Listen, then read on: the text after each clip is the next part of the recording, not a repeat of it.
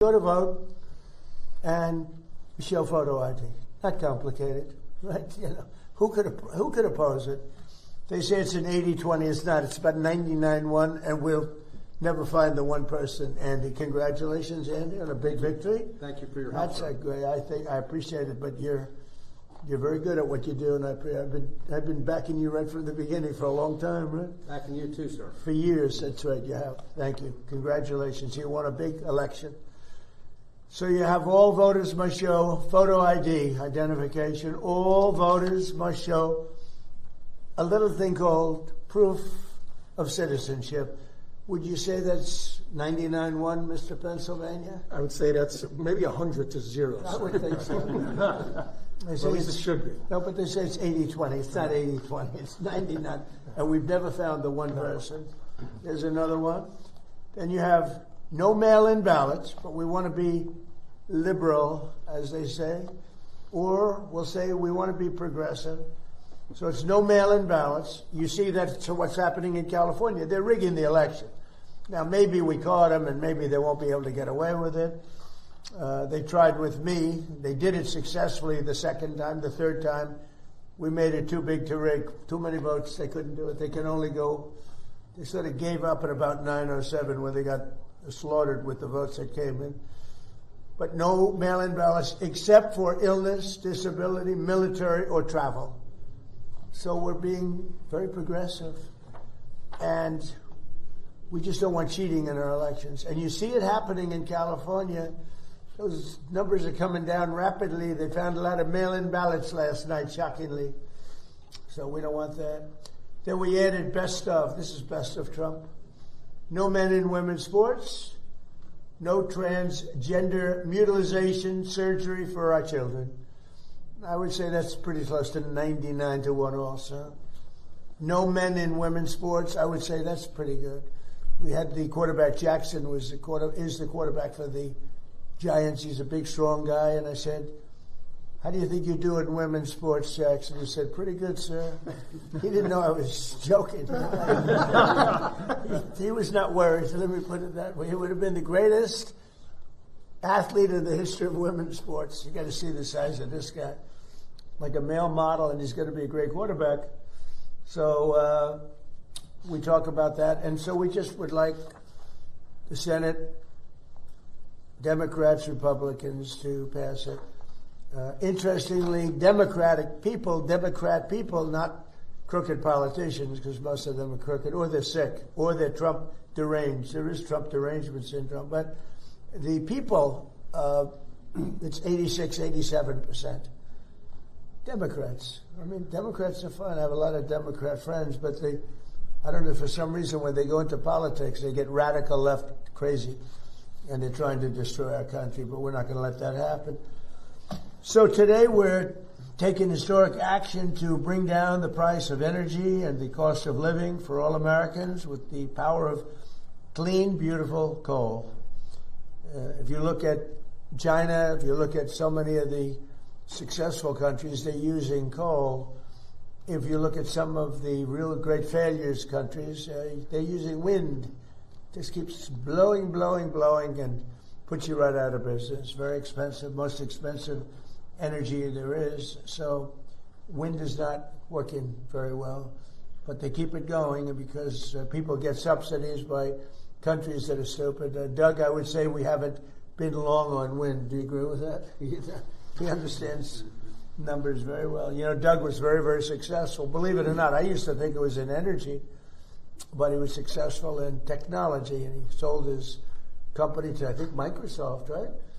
And for a lot of money, and he ran for politics. He ran for office, went to North Dakota, won immediately, won governor, who was very successful for 8 years. And I watched him during one of the performances of some very talented people.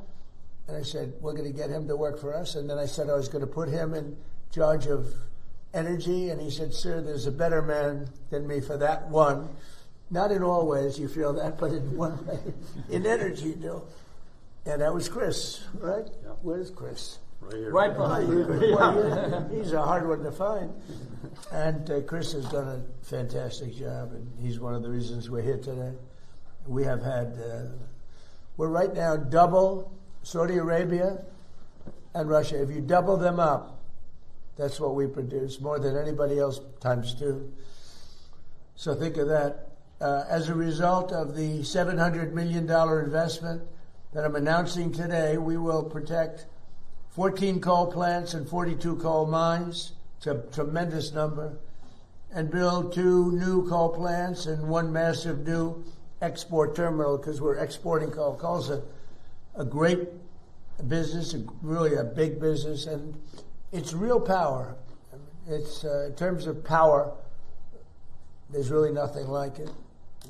You have so many different alternatives. They talk about some, but there's no real alternative. China, by the way, last year built 52 coal plants. They built about two windmills. You know, the only time they build a windmill is when they're trying to sell them to stupid people from the United States, the suckers. And by the way, and all over Europe, they sell the windmills, but they don't use them. I wonder why. They use coal plants and other things. These actions will support over 14,000 jobs and save the American people $50 billion in electricity costs. We're pleased to be joined by Secretary of the Interior, Doug Burgum. He has been great. I don't want to give him a big swollen ego, because then all of a sudden he'll leave me and I'll be stuck with Interior. I don't want to be stuck. But he's really done a great job. Secretary of Energy, Chris Wright, who's fantastic. And maybe our MVP. What do you think, Doug? It's close. Yes, right here. What do you think? MVP, Lee Zeldin. And the job he's done is great. We had the auto industry in yesterday. They don't want people to fix their car. I said, that's strange. I've never heard of that. They have a thing to, nobody's allowed to fix their car. They gave a man 7 years in jail, actually, because he fixed his own car. So I thought we'd do something about that. But we'll get it all straightened away. Can you believe it?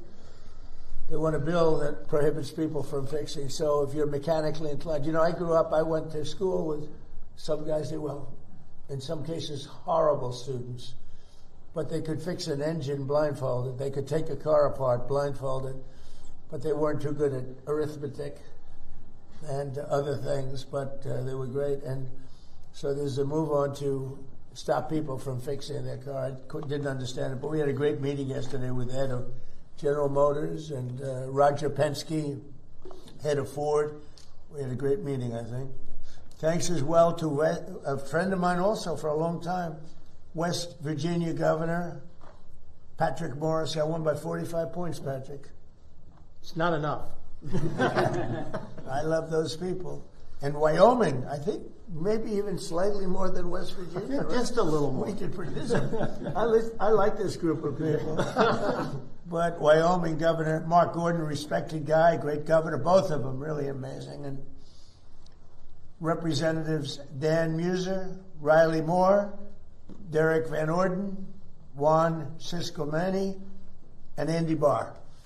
So you have a lot of representatives here that are fantastic. Today we're officially invoking the Defense Production Act to save 13 coal plants in West Virginia, Kentucky, North Carolina, Indiana, Tennessee, Arizona, Arkansas, Oklahoma, North Dakota, and Wisconsin. These were incredible plants, so productive, really producing a lot of the electricity, right? The electricity, and it's really the best at that. You know, when they find something better, Chris, I think we'll be all set for it, right? But there are long ways from finding something better. Coal's critical. And so when you look at that, those states, West Virginia, Kentucky, North Carolina, Indiana, Tennessee, Arizona, Arkansas, Oklahoma, North Dakota, Wisconsin, what do they all have in common? Trump won them. Wisconsin, but you're I won every one of them by a lot, right? Yeah. I'm not even mentioning too. Pennsylvania, which we won also, right? Yes. But we won them all. We won all 50. We had an honest count, if you want to know the truth. Our action will allow these facilities to invest in upgrades that will extend their operational lives for decades into the future, reinforce the reliability of our electric grid, which is really the biggest beneficiary, and most importantly, keep electricity prices very low for the American people. This brings the total number of coal plants that we've saved during my administration, just like when we said we saved 25 water fountains. Think of this. These are fountains, beautiful fountains that were so horrible to look at with the graffiti. Over 40 years, many of them closed over 40 to 50 years. The big one, the reflective lake, some people call it a pond, some people it's like a lake. But the reflective lake was built in 1922. It never really worked from the beginning, from 1922. That's a long ways. So it's over 100 years old.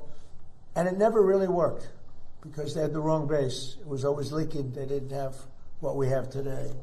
So it's pretty amazing what's happened. And, you know, I hate to say it won't leak, but it won't leak because we use a material that doesn't allow leaks. You know, it's like a swimming pool doesn't leak. You use the right. This is called swimming pool on steroids.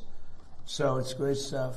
And today's actions, we're also supporting coal mines and coal miners in Wyoming and Pennsylvania, Kentucky, West Virginia, Ohio, Indiana, Illinois, North Dakota, and New Mexico. And they're all going back to work. You know, it's interesting with the mines, that famous scene of Hillary when we went to West Virginia. Yeah. And she had just left another state and she was trying to convince everybody that they should go into technology, no longer be miners. And these guys in West Virginia, they didn't want to hear about it. They wanted to remember that scene around the table. And they talked to this beautiful, big, strong miner, and they wanted him to make computer chips. She said, "We'll teach him how to make computer chips." His hands were so large he couldn't hold a computer chip. He's looking at it. He had fingers that were like 3 inches around. And they're talking about making a computer chip, and he didn't like it. And he ended up being one of our best ads ever. She wasn't, and she did rather poorly. She lost, I think she lost by 77 points or something like that. Pretty tough to go knock coal, and then you go 2 weeks later to West Virginia to try and win the state. It didn't work out well for her. But the miners love us. What do you think we got with the coal miners? Would you say we got 90%, 100%? What do you think we were on this? Pretty high. Yeah, pretty Probably high. higher than any group in the country. Pretty high. Yeah, it can't be bad. Well, we did well with all the groups. I'll tell you, the group that now likes us are the auto workers because we're building more auto plants now than at any time in the history of our country. So it's great to watch and see what's going on with the U.S. We're the most respected country anywhere in the world, and we were a dead country a year and a half. We were a dead country. We were laughed at. We were a mocked, laughed at country. Starting this summer, the West Gateway project will break ground, and by summer 2028, over 12 million tons of clean, beautiful coal per year will be shipped to countries all around the world. And this project's been delayed over 10 years, and Biden ended it, and then Barack Hussein Obama. Have you heard of him? Barack Hussein Obama, another one. He's another beauty. But that delay is now over, and it's going to be very productive. It's going to fuel our electric plants in particular. It's going to be amazing. Finally, we're taking nearly $200 million in that to set aside for the Green New Scam, and it was set aside for the Green New Scam, but the Green New Scam is history, and repurposing that money so that we restart a coal plant in Maryland and help build 2 brand new coal plants in Alaska and West Virginia. And these are all built with new technology. It's very clean. It's amazing how that's come along. It's all very clean. And the first new coal plants to open in our country since 2013 couldn't open. You couldn't even think. They were only closing them. They were closing them, and you had brownouts all over the place. But you don't have that anymore. Do you notice? Under 4 years of Sleepy Joe Biden and the radical left Democrats in Congress, not a single permit was approved for a new coal mining project. But in over 1 year of our administration, we've already approved 76 permits for clean, beautiful coal. Last year, we prevented 17 gigawatts of coal-powered electricity from going offline, and that's enough power for about 13 million homes. Think of that, 13 million homes at a very low price. It's the lowest price. So now I'd like to ask Secretary Burgum to say a few words, followed by Secretary Wright, Administrator Lee Zeldin, and then Governor Mark Gordon, and whoever else wants to say a few words, including my new friend, my new governor friend. So, Doug, go ahead. Well, thank you, President Trump. With these announcements today and everything that your administration has accomplished so far since you've taken office, this administration has done more to save, protect, and expand coal in our country than any administration perhaps ever. Clean, beautiful coal. Clean, beautiful coal, absolutely, and none. I'm only kidding. That's okay. When you took office, the first thing you did was declare an energy emergency. Some people questioned that, but the prior administration under Biden had gone so far down the path of pursuing the highly subsidized, intermittent, weather-dependent sources of electricity that our grid was at risk. You understood that, and you understood that how key coal is. It's the backbone of having affordable, reliable, and secure American energy to power our country, power our electric grid, power our competitiveness in AI, and power all the manufacturing that's coming back. As you mentioned, with those record coal leases, this is where we take federal public land, lease it to the private sector. They write a check, that comes into the Treasury. They create jobs, help support local communities. So there was 0 coal leases held in 4 years under the Biden administration. You heard the president talk about 76 here. We've slashed red tape. Those took years to get. Some of these projects for coal mining we've approved in less than 1 month under the emergency procedures. And we also have opened up for leasing another 13.1 million acres that people can bid on in our country on public land. And this is land that was set aside. This is not national parks. It's not wilderness area. It's not our wildlife refuges. This is public land that was set aside for the benefit and use of the American people, including energy development, making sure that we've got affordable, reliable energy. So using those public lands is what we're doing. And then the last thing within Interior, I would say we did strategically designate through the U.S. Geologic Survey, which is part of Interior, designate metallurgical coal as a critical mineral. So it's on the list, and that opens up a number of opportunities. But without metallurgical coal, we don't have coke, we don't have a steel industry. The Biden administration was indiscriminate trying to shut down our metallurgical coal as well as our thermal coal. So, and then the last thing you mentioned, the coal export facility, again, working through all the permitting to drive towards that so that we can be selling clean, reliable energy to our allies in the Pacific who want to do more trade with us. And lastly, again, thank you for creating the National Energy Dominance Council. Our Executive Director, Jared Hagan, is here today, but Chris, Lee, and I all have details on that team, and that operates right out of the White House, and that's why President Trump is able to get so much done so quickly. This is the first time ever we had a president with a White House council specifically focused on energy, and what an impact it's having. Well, and thank you. Perhaps slightly less importantly, but I think very important, the National Garden of American Heroes is going to be unbelievable. And I'd like to know how you're doing on that, and how are you doing on the Great Triumphal Arch. So every city, just about every major city, has a triumphal arch. This is an arch that's a real bow, a beautiful bow to your military and military victories. Nobody's had more military victories, including recently, than we have. And they never got the arch built. It's been, the Civil War stopped it. That circle has been sitting there for a long time, for many, many years. And, I guess you could go back to, in 1902 they tried it, but in 1860 and 1880 they just never got it done. The Civil War stopped it the first time. That was a good reason. I think that's probably not a bad, that was a good excuse. But after that, it just never happened, and we're going to get it done. And so we're doing it with the Department of Interior, and we're also doing the National Garden of American Heroes, which is phenomenal. And we're doing something that just came up. We'll have a little breaking news here because nobody's heard of it. But at the Lincoln Memorial, the front was supposed to be the back was supposed to be the front. It never got built because they built 2 roadways behind it after it was built, and it shut off the gateway to the water. That was really going to be the main entry, and we're going to be doing that. It's called the Promenade. It'll be the Promenade. They want to call it the Trump Promenade, but I don't know if I want to do that. But it's going to be beautiful. It's a beautiful project, and it's going to take the Lincoln Memorial right down to the Potomac, which it was always scheduled to do, but when they built the roads, that was the end of that. But we have a way of beautifully going over those two roads, highways, very, very strong, very important roads, actually, as you know, from the bridge. But it's going to be great. So can I ask Doug for just a couple of seconds to talk about those three great projects that we're just starting?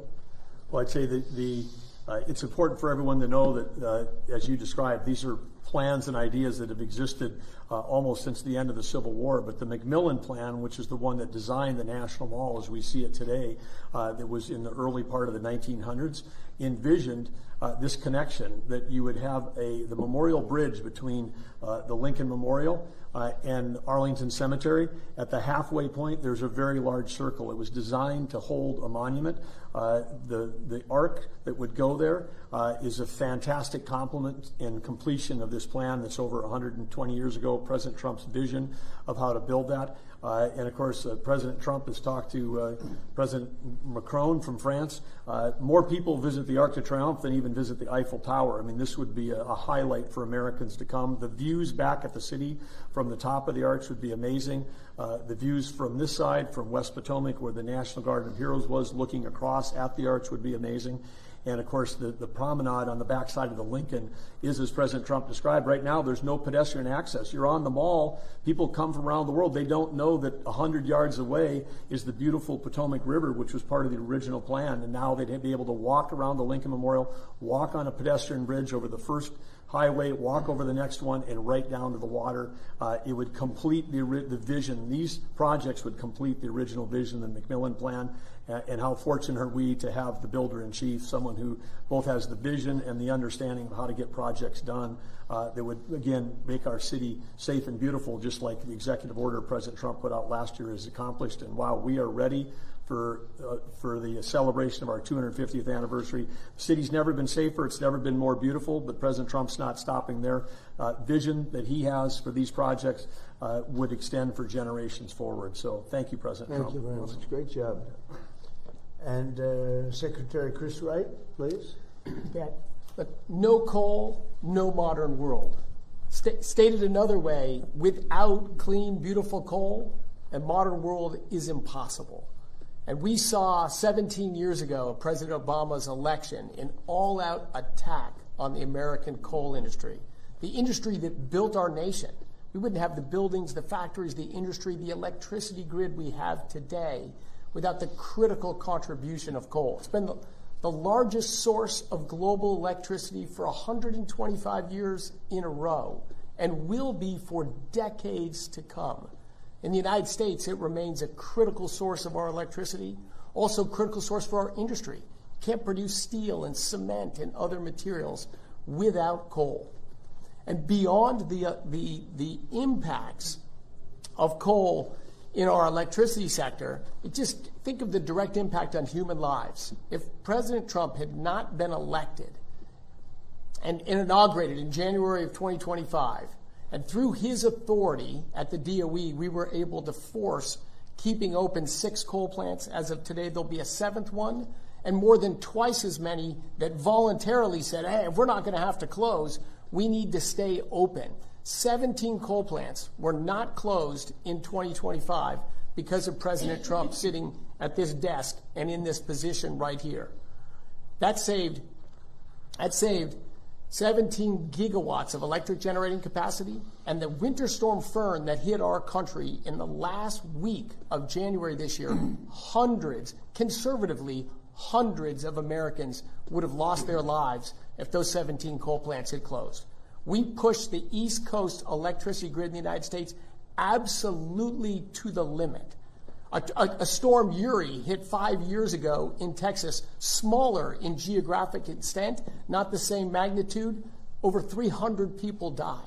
But because we had those coal plants operating and running, and not only did they run, wind power disappeared when the storm hit. Solar's irrelevant in the winter, so the things we talk about didn't even matter to our electricity grid except for cost burdens.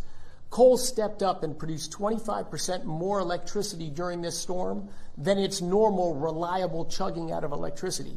Without those plants, without that increase in electricity production, we lost a lot of Americans, untold economic damage. President Trump is the president with the courage and the boldness to defend an industry that has been maligned for far too long and to recognize its importance. Americans are upset about high electricity prices. Blame closing existing reliable, secure plants and replacing them with subsidized, unreliable plants, a guaranteed way to drive electricity prices up. But this administration is committed to reversing all of that.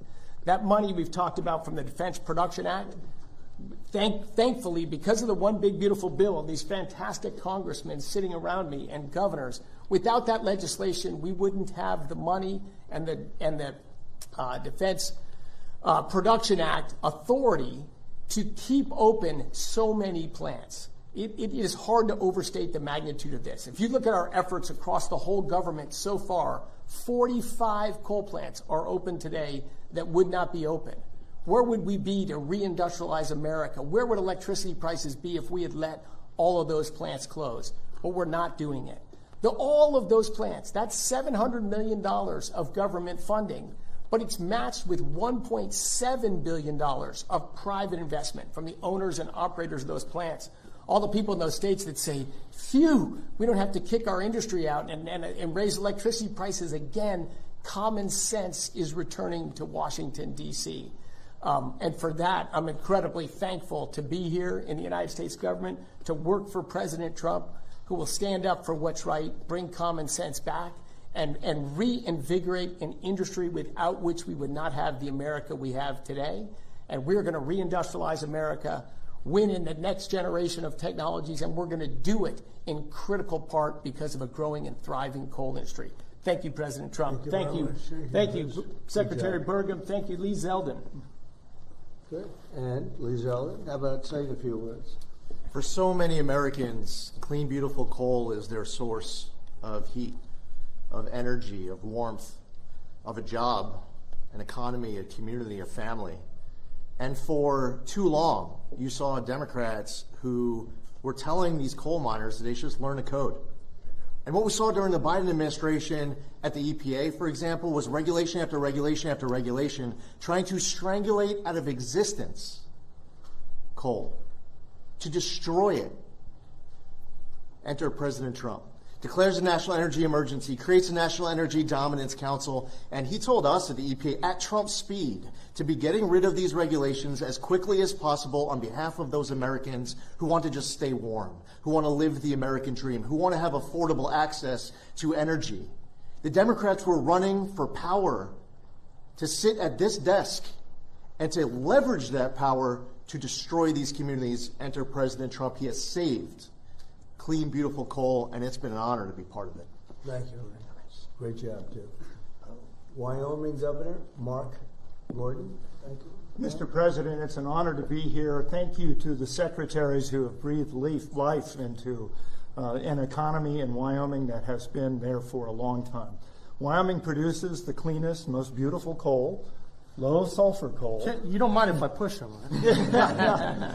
And it's fun because we have a chance to educate our kids. Now, let me just talk a little bit about the other side of this. When a kid grows up in Wyoming, their education's paid for in large part by the coal severance taxes, by the royalties that come from mining that coal that was shut down by the Democrats. When they have a chance to get a job, they can go look to the coal mine. And it's not just digging coal the way we used to. It's high-tech jobs. You know, at this point, we don't mine coal the way we used to at all. It is very, very technologically proficient. And what's more important, it's environmentally sound.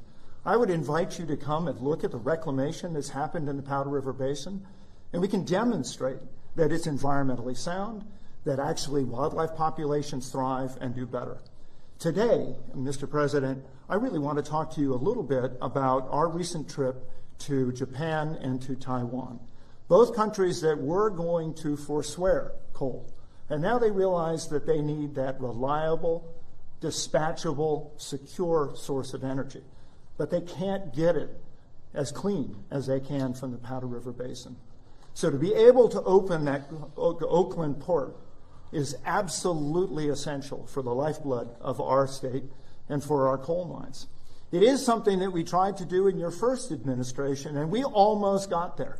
We actually were prepared to go through that belt that we have on the West Coast with California, Oregon, and Washington. And finally enforce the Commerce Clause to allow states like New Mexico, Wyoming, Utah to have access to that Asian market. And let me just tell you one last thing about that. It's not just about clean, beautiful coal. We have companies like Peabody that are now saying, we believe we can get rare earth minerals and critical minerals from what we're doing. So we are advancing technology, advancing the opportunities and the security of the state, all because of your vision, sir. Thank you. Thank you very much. Thank you, Mark, very much. Would you like to say something on behalf of West Virginia? I would. I would like to love say, that place. Mr. President, all West Virginians are so deeply grateful to you for your focus on protecting their energy jobs. The coal miners know the incredible importance of why we're here today, and to talk about the potential for new coal-fired power plants, that excites them. And I think West Virginians are really inspired because we're America's energy state. When you think about what's happening on the global scene, where that fight, that international fight with China for information technology supremacy, we believe that your policies are going to allow America to compete and win, and West Virginia is going to supply the coal, the gas, the nuclear to help make that happen. So I'm very excited by everything you're doing, even some of the relatively small things when you come in and you sign agreements with your administration, putting hundreds of people back to work. It's all making a big difference for West Virginia. So thank you, Mr. President. Like, as an example, the Gulf of Mexico into the Gulf of America. It bothered me for many years. We have 92% of the frontage, and we made that little change. And Mexico was thrilled. They were thrilled about it. But that was a good one, right? You were telling me before that was a good one. It's about the United States now for a little while, if it's okay. Would you have any questions, please? Yes, President Trump, this was just crossing as we were heading in here. President Zelensky wrote a letter to President Putin. He wants the two of them to meet to hash out the end of the war in Ukraine because he thinks you are too busy with the war in Iran. Is he right? Well, I don't know. I'm glad that they're maybe talking about meeting. I think we had a lot to do with it. I know exactly what you're doing. But I think it would be great if they met. They should get it done. Mr. President, there's been a lot of talk lately about the Treasury putting your face on a $250 bill. Have you seen a mock-up of the Trump $250 bill? And if that winds up being currency, would you ever be able to tip anyone anything but that? Well, I think I'd probably leave it for everybody. I have actually seen something just about 2 days ago. I know it's been pushed by a lot of our supporters, and I'm honored that they're doing it, but we'll see how that all works out. But I have heard about it, and there is a group of people, they really like the job we're doing, you know, so that's a great honor. Yeah, please. You announced just a few days ago that you're naming Bill Pulte as the acting director of national intelligence. There's been a little bit of a pushback from some Senate Republicans. Why do you think, Mr. President, he's the best person for the job? Well, he's very smart. He's a person who's got high integrity. He's done a phenomenal job at Fannie Mae, Freddie Mac. You know, you probably have $1 trillion in value there. When he took over, it was much less. And I guess I'm responsible for that too, because everybody wanted me to sell it in my first term for 10% of what it's worth right now. If I would have sold it, we would have lost $900 billion. We would have lost, I mean, think of it, it's probably worth $1 trillion. And I was offered, people want me to sell it at $100 billion, a very small percentage of what it's worth now. So, and he built it up a lot, did a great job. And it's an acting position, it's not a permanent. He's not going to be permanent because, you know, I don't think he'd want to be permanent. But he's a very smart guy, and he may find out some things about the rigged elections, et cetera, et cetera. I think he'd like to do it. I think he wants to do it very much, got a lot of energy. But he'll be very good. Again, it's not a permanent position. Right. We're interviewing people right now, but it's somebody just to take it over for a little while. Does he have the necessary, in your view, Mr. President, the necessary national security experience to take on that position? Well, I do, and I think he does, actually, because he's smart. Because a lot of national security, I was a greatly experienced in national security, and I think I've done a really great job with it. A lot of people would say that. I've ended 8 wars, and soon to be a 9th. I hope that works out too. Frankly, probably, and there's another one also. It could be 10. No president. I don't think a president's ended 1 war having to do with outside of this country. So we've done a good job. I would say that Bill is a guy that will be able to figure it out very quickly. Again, it's short term, but he may be very effective for a short period of time. Mr. President, so will there be a proportional share increase of electricity production as a percentage of our nation's electricity output? And my follow-up is, I took that historic trip with Secretary Wright of the small modular nuclear reactor on the West Coast early this year. Are we making more progress? Because I know how critical gas and coal is for the secure grid. Well, the answer is we are, but Chris, you want to answer that? Yes, I mean, our electricity grid essentially runs on gas, coal, and nuclear. Those are the 3 key sources. They're the backbone of the American electricity grid. We're in favor of seeing all 3 of them grow. You will see all 3 of them grow during this administration. And in fact, later today, before the sun goes down, you'll see a big announcement in the nuclear space related to the trip you came on. Thank you. Thank you. Mr. President, President Putin said today that he was willing to make compromises that you requested to end the war with Ukraine, and Ukraine was willing to make similar compromises. Yeah. What were the compromises that you Well, I'd rather not say, because Peter asked me. I think it was meant as a little wise guy question, but I'm not sure. But I'm very responsible when that happens. It's going to happen. They're going to both make compromises. I suggested those compromises. And, we've had a lot to do with it. We'd love to see they're 2 very good people. They're 2 very, incredible countries, beautiful countries. They've got to stop. Last month they had 25,000 people killed.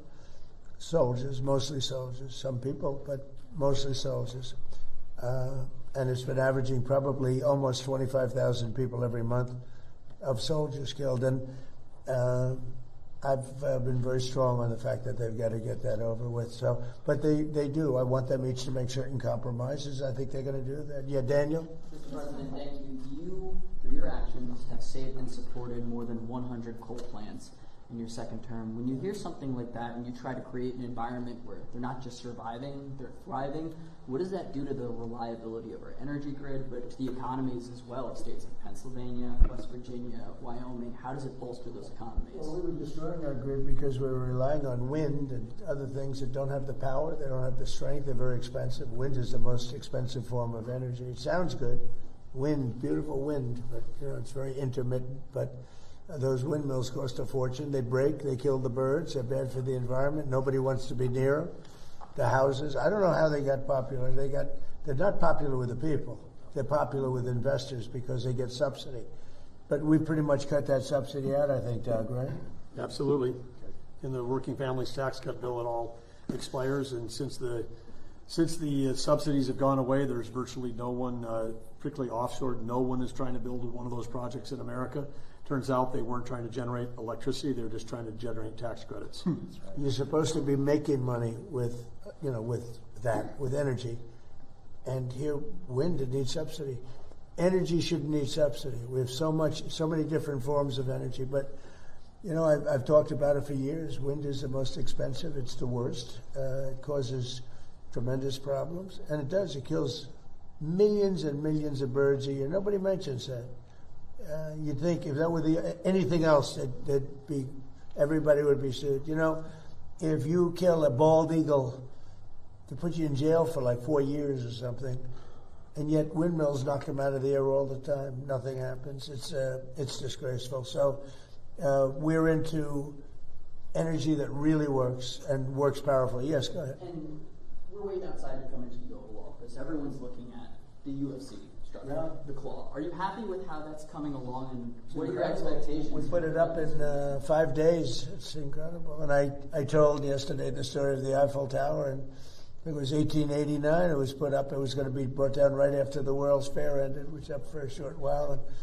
And they said, well, let's leave it a little bit longer. Then they said, let's leave it a little longer. It never came down. That was 1889, the World's Fair in Paris.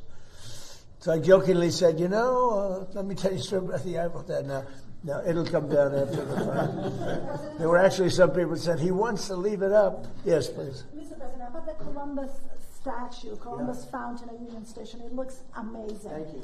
And what does that mean for the relations between Italy and the United Well, States? it means Italian people love Trump. And because, that was controversial. People want to rip it down. You see how beautiful it is. And we didn't only not rip it down, but Doug and his group and all of us together, we beautified it. It's I didn't know that marble was going to be so beautiful once we cleaned it up. You wouldn't believe it when you saw that thing was loaded for 50 years with filth and graffiti and everything else. It's amazing.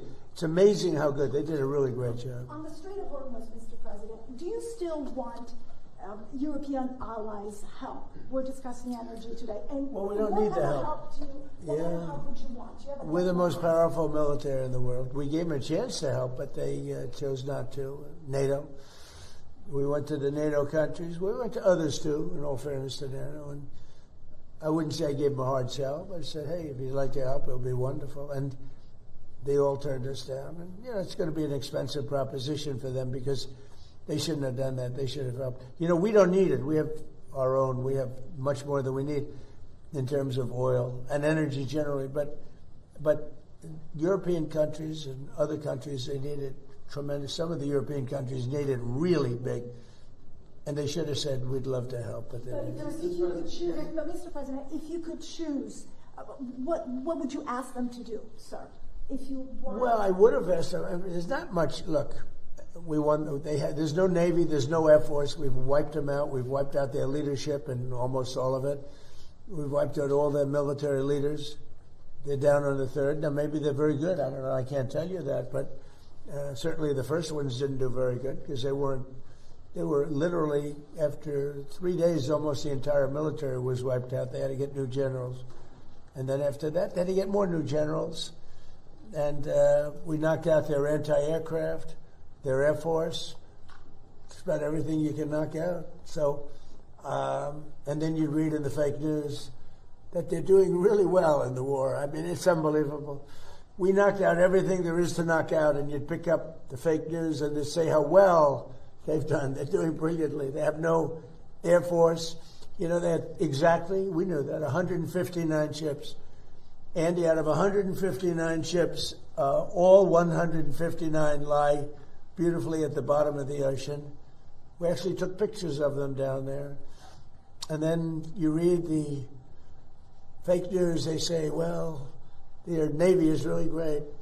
You know what they have now? Little runabouts with a machine gun on the front. The ships don't even really deal with them. They're like a gnat, they get off. That's all they have. It's crazy. This country needs a fair press. And one thing I think that's done is expose how corrupt our media is. And I really do, while we're here, I hope the media looks at this election that's taking place in California where they think it'll take 7 or 8 days to count the votes. Can you believe this? I mean, they spend all that money on the machines, the big voting machines. They think it's going to be 7 or 8 days before we know who won the election. But the numbers are looking strange because without any vote counting, the numbers dropped very precipitously for 2 Republicans that are doing well, that had been doing well. And I hope you're all watching it because I'm watching it very closely. President, are you worried that China is funding an anti-data center movement here? No, I'm not worried about it. We had a great meeting with China. And, they do things to us and we do things to them. I say it all the time. They say, are you worried about China tapping your phones? I said, well, they're worried about the same thing. No, we're very highly sophisticated. We've become very highly sophisticated. We had 4 years. I rebuilt the military. We had a military that was not good, and we rebuilt it. And I didn't know I'd use it quite as much, but we used it. Ukraine has been given a tremendous amount of our without our military and our equipment, Ukraine wouldn't be alive to fight today. Just in terms of the question. We gave them hundreds of billions of dollars worth of equipment and the best equipment. We make the best equipment anywhere in the world. but they wouldn't have lasted 1 or 2 days. They wouldn't have been able to do it. Remember the anti-tank missiles? Remember that, right? When the tanks got stuck in the mud, and then they went around and boom, boom, boom, boom, and those were given by yours truly. They said Obama gave sheets and Trump gave the anti-tank. It's one of the most devastating weapons, but you check that out. But we have the greatest military. We have the greatest military equipment anybody's ever seen before. Look at Venezuela. We went in there. It was over after about 48 minutes. And, you know, they have a strong military, different kind of a military, but a lot of soldiers. And you look at Iran, well, we essentially wiped out their military. Now, there's some missiles left, but very few compared to what they had. And speaking of our military and Iran, I wanted to ask you about this report that you would only restart the conflict with Iran if they killed U.S. troops. Is that your red line for ending the ceasefire? If they killed? U.S. troops. What does that mean? That you would restart the war with Iran if they killed U.S. troops. Well, it would be a good reason. I'll be honest with you. If they kill U.S. troops, I think I would do that very quickly. Yeah, that's a very interesting question. Iran, you responded to the vote in the House yesterday of the War Powers Resolution. Also, we've seen Hezbollah reject the U.S. brokered peace in Lebanon. You said that negotiations are in final stages, but Iran saying they're stalled. They didn't reject me. They didn't reject that. And they're looking. I think Hezbollah, I will tell you, they called us and they said, how about stopping? And I think you're going to see things happen over there. That's been like a little bit of a different world, but it's interconnected with Iran.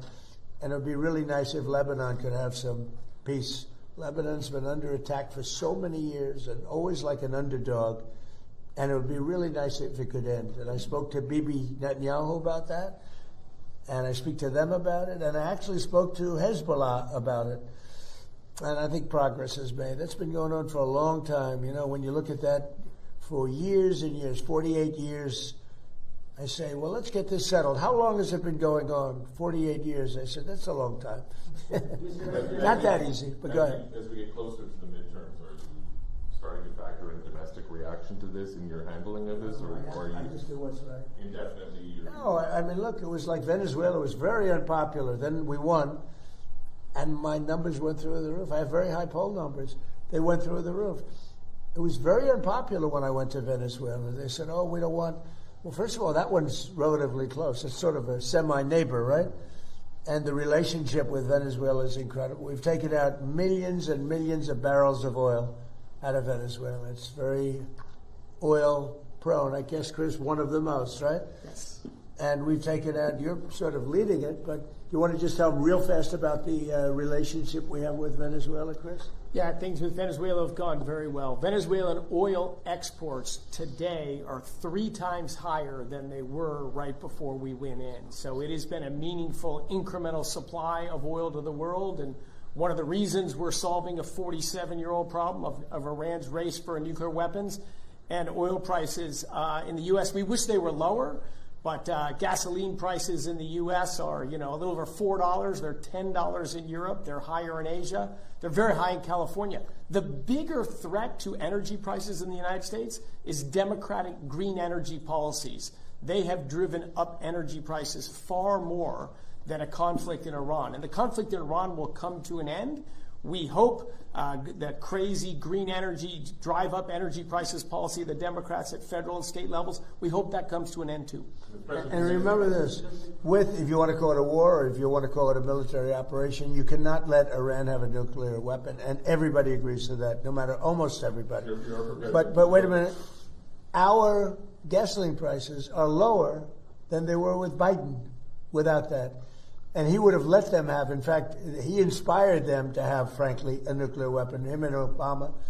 Obama picked the wrong country, you know that.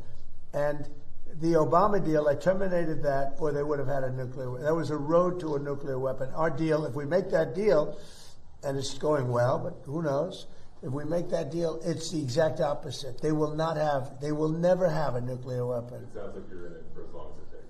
I'm not going to let them have a nuclear weapon. No. With Obama, it was a road. You know that. It was a road to a nuclear weapon. That was a short-term agreement. And at the end of which they would have a nuclear weapon. So they would have had it 4 years ago. Then we attacked with this beautiful plane right here, the B-2 bomber. We attacked 10 months ago. We attacked their nuclear sites, and they were obliterated. It turned out that, CNN was wrong. They said, well, maybe they weren't hit that hard. They were hit so hard, nobody knows if you can even get it out.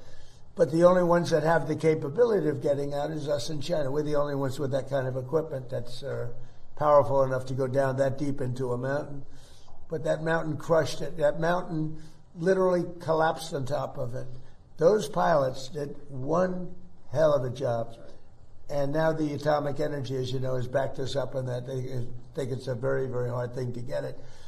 But we'll get it anyway. But we're the only one, and China. I believe China too. But we're the only two that have the capability. President Biden is out promoting a new book this week. When you met with President Joe Biden, right here in the Oval Office on November the 13th of 2024, could you detect any cognitive decline in President Biden at that time? No, not really. He was the same guy I've been watching for a long time.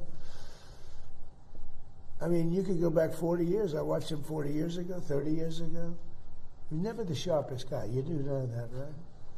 It wasn't like he was sharp as a tack. But, no, it was the same guy. They actually invited me here before the election, which was strange. We went here before, but then I met also, as you know, we did the ritual. And, he was fine as far as I was concerned. I don't know, something happened to him during the debate. It could have been me.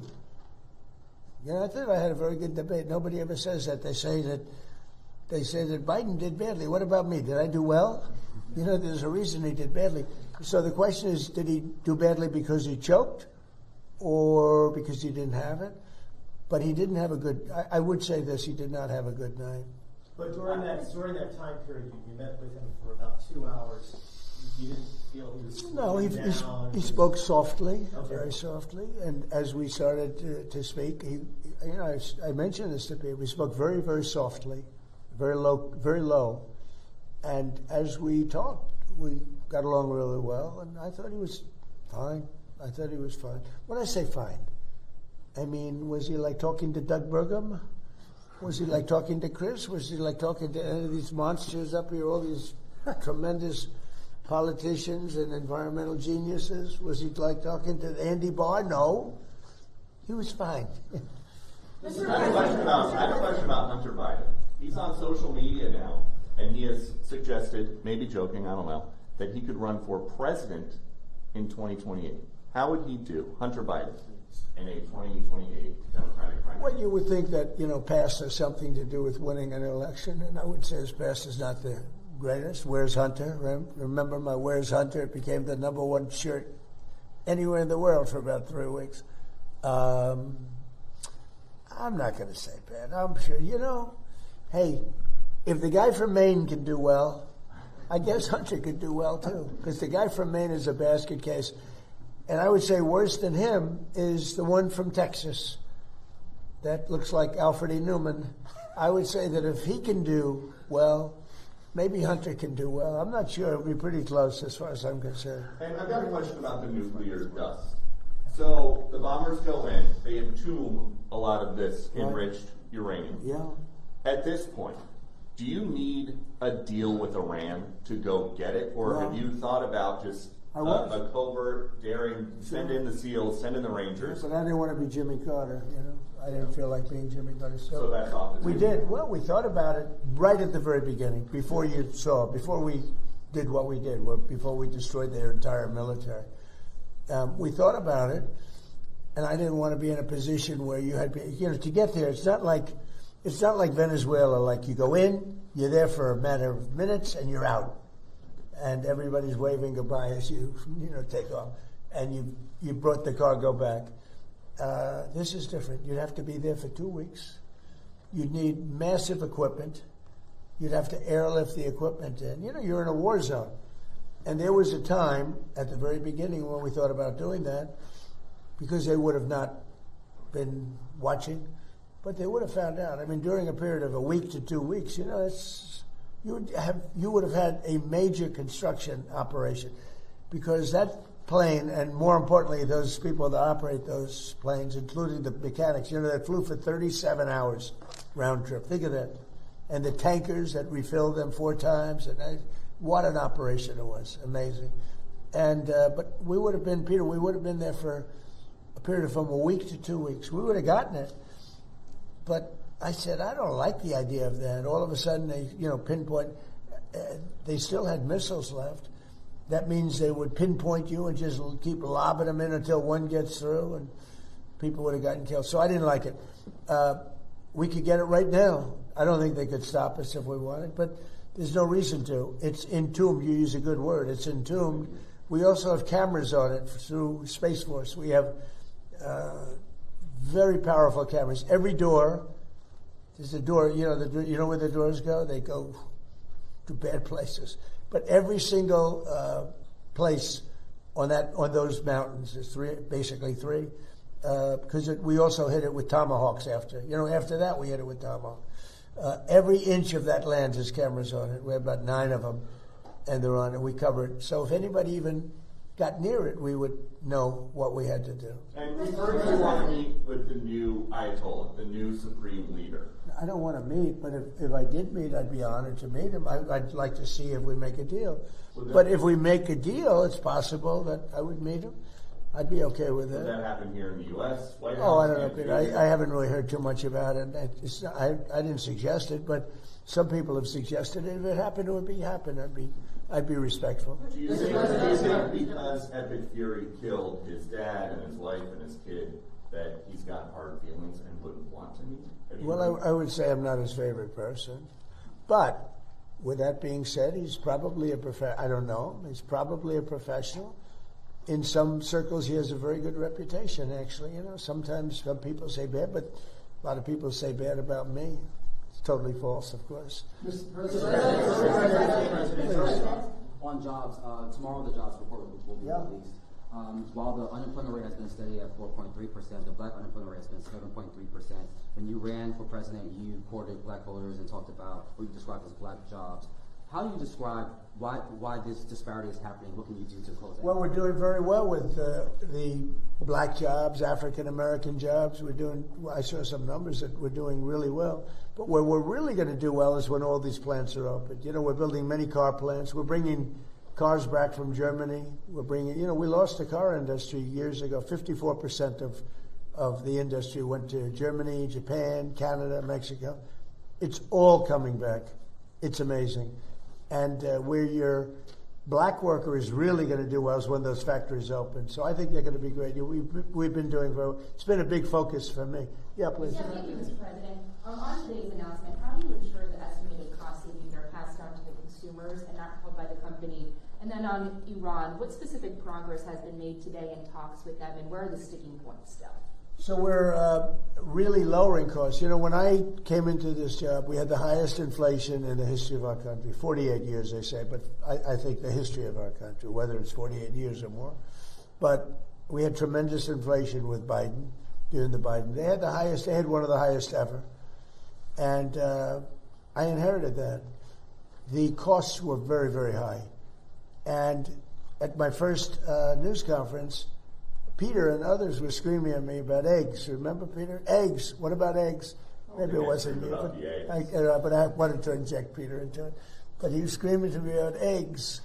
And I said, what? Tell me about eggs. This is 2 days in. They said eggs had quadrupled. I said, well, they didn't quadruple under me. And they didn't want me to order eggs for the Easter egg hunt that was going to take place in a few months, right? And I said, nope, we're not going to. They wanted me to order plastic eggs. And I said, nope. And we got eggs down to lower than what it was long prior to when I took over. And eggs today are about 15% lower. What we had is a bunch of con artists, the Democrats. And what they did is they said, they left.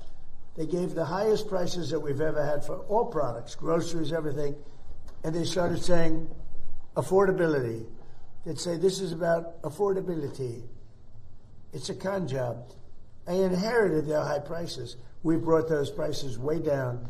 And when and if you go back 3 months ago, if you go back before the war started, think of it, 3 months. So with Vietnam, we were there for 19 years. With Iraq, it was about 9 years. With another one, it was about 12 years. And with another one, we had all these wars that lasted for 9, 10, 12, 19 years for Vietnam. Think of it. And they said, you're in there for 3 months? This is a terrible thing. Hundreds of thousands of soldiers have been killed in these other wars. We lost not one soldier in Venezuela. We didn't lose one soldier. And we lost a total of 13, which is 13 too many. But when you look at hundreds of thousands of soldiers were killed in these various wars, they lasted many, many years. We're in there for a few months, and what we've done is amazing. They won't have a nuclear weapon. And we did, it was tough because we just got, Doug and everybody came in to see me, we just got the best numbers. Well, today, again, the New York Stock Exchange and every other exchange just hit a new all-time high. That's 73 days out of my short term. We've hit brand new highs. Every 401k is setting records. A 401k, a lot of people have. You probably all have 401ks. Look at your 401k. You're happy about your 401k? You know, the nice reporters are smiling at me, and the stupid reporters are like that. But their 401ks are setting records. They should be happy. They shouldn't be angry. They should be very happy. But 401ks are setting records. They've never had anything like it. So, you know, we've done a good job. As far as Iran's concerned, you're going to find out what the deal is. But the main parts of the deal is they can't have a nuclear weapon. The Strait will open immediately. You know, it's going to open immediately. And we've largely swept for mines. We have the most sophisticated mines. They're underwater minesweepers. I actually said to somebody, one of the generals, why underwater? He said, because usually it's hostile. You know, when you're looking for mines, typically it's not in a good neighborhood, right? So underwater made a lot of sense when it didn't take long to figure that one out. So I think we're doing very well, but we're going to see. If we're going to win one way or the other. We're going to win on paper, or we're going to win military. One way or the other. It's going to be militarily or on paper. Mr. President. How critical is energy dominance, whether it be coal, whether it be LNG, whether it be oil, to national security? Without it, you can't win. As an example, AI is a big deal. Whether we like it, not like it, it's going to be amazing in many ways. It's going to be, I think, for medical, it will be amazing. But without massive amounts of energy, you can't even play the game. And we're leading China by a lot in AI. I was talking to President Xi about it. But if we didn't do, Lee Zeldin's done so great because, number one, fast approvals from professionals. You know, you'd have the best firms in the world, submitting papers to them. And we didn't keep them waiting for 10 years and then vote against them after 10 years. That way, guys would file with the environmental for a plant of some kind. After 15 years, they would be rejected. It was terrible.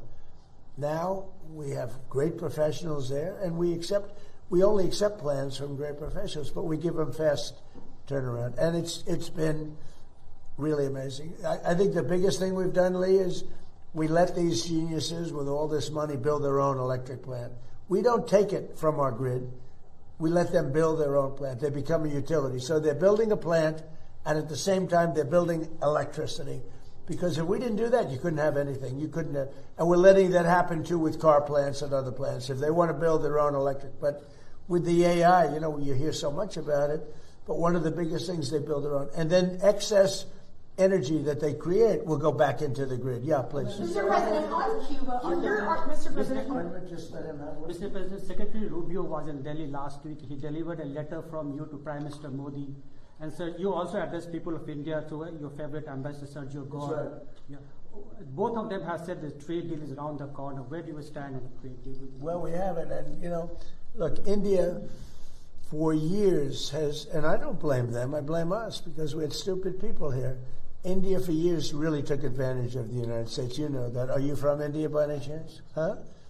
I thought you were from Germany. I'm from India. I'm only kidding. You're central casting, okay? And that's a very good thing. India for years took advantage of this country. They charged us tremendous tariffs, and they paid nothing. They wouldn't let Harley, as an example in the past, they wouldn't let Harley Davidson sell its motor. They would charge 200% tariff. So Harley-Davidson was precluded. They ended up going to India and building their own plants, which is unfortunate that that happened, but it happens. That was before me. But they charged tremendous amounts of tariffs to our company, and we didn't charge them anything. You know, they sold motorbikes here too. You know what we charged them? Nothing. And now it's the exact reverse. And we're making a lot of money with India. But we'll get to a deal, because I like your Prime Minister a lot. He's a good friend of mine. Get along great, and we're going to make a deal. We have a very good relationship. Mr. President, speaking of deals, Mr. President, on Cuba, are your sanctions on Cuba meant to accelerate its collapse? No, we just want them to be a nicely run country that can feed its people. Look, it's a failed nation. Without Venezuela, Venezuela, because it has such wealth in the ground, mostly in the ground.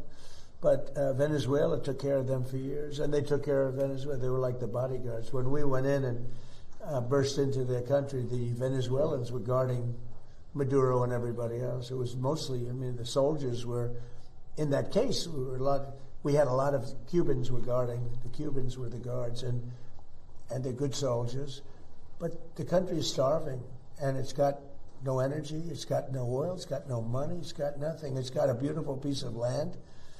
You could have beautiful resorts. Doesn't have oil, but Venezuela was giving them the money to survive, and now the money is, I guess you could say, is coming to us and is going to Venezuela.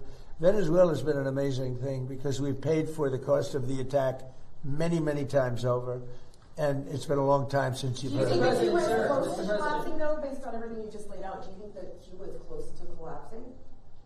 It sort of collapsed, and we're going to handle that as soon as we've finished. I like to do one thing at a time, and we'll take care of the Islamic Republic of Iran. And as soon as that's done on our way back, we'll just make a little brief stop off. We'll take care of it.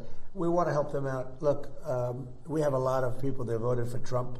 Whether they did or not, it didn't matter. But I had 95% of the Cubans voted for me. They're unbelievable people. They're energetic. They're entrepreneurial. Some of the richest people in Miami are Cuban. They're unbelievable. And I'm going to take good care of them. I'm going to let them go back to their land. They want to be back with family. They have a lot of family over there. They've been treated very badly by Cuba. But we're going to treat Cuba well, and we're going to let our people go back and let them invest in Cuba if they'd like. So we have some very good plans for Cuba. I think, we have to get rid of the regime was very tough, very nasty.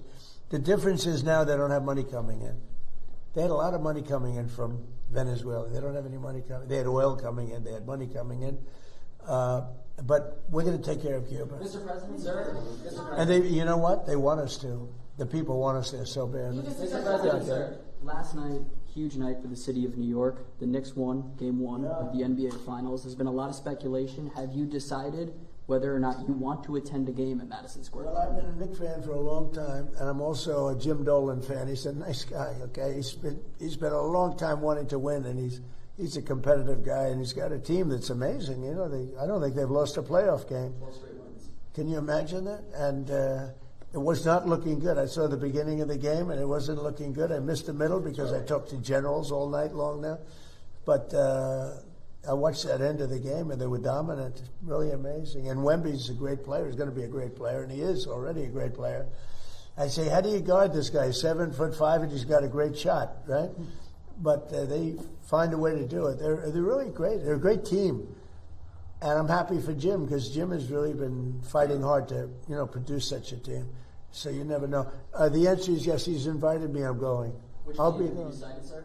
Say it? Game 3, Game 4. Are you decided? It could be Monday. Yeah, Monday. Mr. President, speaking of New York, maybe I'll do both. You mentioned your meeting with the automakers yesterday. Can you tell us a little bit about that, more about that in particular? Did you discuss trade, tariffs, USMCA? We had a great meeting with the auto.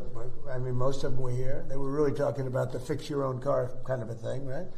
But they're doing very well since I'm in office, because I got rid of a lot of environmental restrictions. In fact, you might just tell them a little bit about that, Lee. we made it so much easier for them to build a car. They could build a less expensive car that's much better. And they were so choked up with environmental nonsense that in order to save 4 ounces of gasoline, you had to spend thousands and thousands of dollars. Lee, do you want to go into that? President Trump, we sent to Congress 3 Biden EPA waivers to California that Congress passed. President Trump signed last year, getting rid of the electric vehicle mandate that a whole bunch of other states had signed on to. Just a couple of months ago, President Trump announced here at the White House the largest act of deregulation in the history of the United States, the repeal of the 2009 endangerment finding. All the greenhouse gas emission standards in light, medium, and heavy-duty vehicles were following the law. And what that means for cost of living, just on that act alone, $2,400 more affordable per vehicle for Americans. The victories come out every single day. President Trump gave us very clear guidance. He wanted us to act at Trump speed to get this done as fast as possible. And what you see now all across America is billions upon billions of investments all across this country with new factories being built. They believe in America. They're investing in America with the American jobs to come up with it. And by the way, consumer choice, we got rid of that climate participation trophy for that annoying start-stop feature in cars to make your car die at every stop sign and red light. So yeah, the gifts, the receipts, the wins, they keep coming, and we're just getting started. Did they ask you for any tariff changes on auto? No, they didn't do that. Look, they're making so much money now because, I did something else that, I don't know, does it because we have no tax on tips and no tax on Social Security, no tax on overtime, right?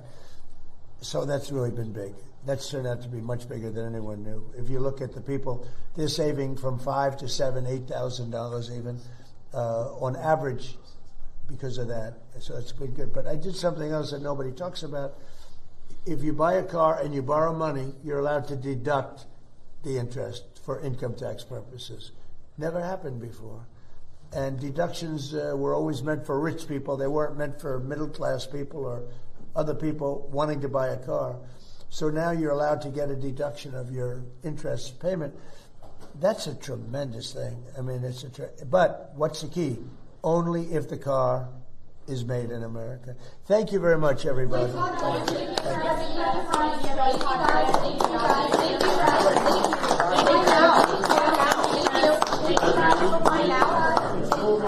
It's moving very well. Todd is very popular. He's doing great.